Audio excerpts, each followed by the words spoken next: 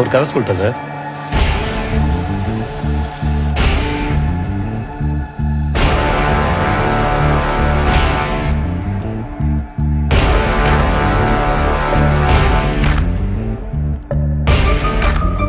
உன்ன மாதிரி ஆளுங்களுக்குலாம் ஒரே கதை தானே.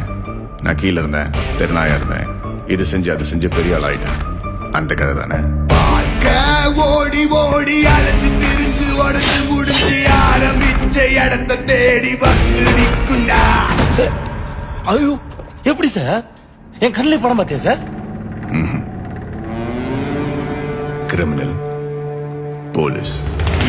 நான் முடிச்ச பின்ன எரிய போறோம், புதைய போற சொர்க்க நரகம் போனதுக்கு சாட்சி இல்லடா. ஒருத்தரோட கண்ணு பார்த்தே அவன் கிரிமினலா இன்னசென்டான கண்டுபிடிக்க தெரியும். இந்த நொடி இருக்க வாழ்ந்துக்கோ, நேரம் நல்லா இருந்தா வாழ்ச்சிக்கோ. எதுவும் இங்க சரியும் இல்ல தவறும் இல்ல போடா.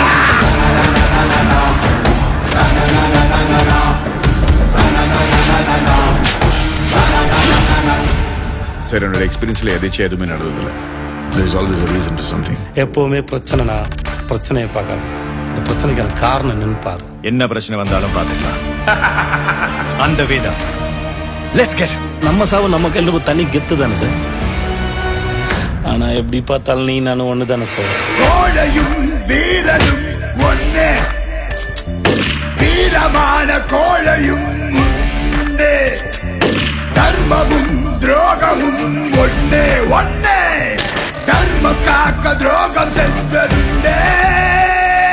யாரையும் நம்பாத இங்கே நம்புடா, மாறா வாழ்க்கை தீர போர்க்களம் போகாத நீயும் போரிடு, எதையும் யோசித்தாரா.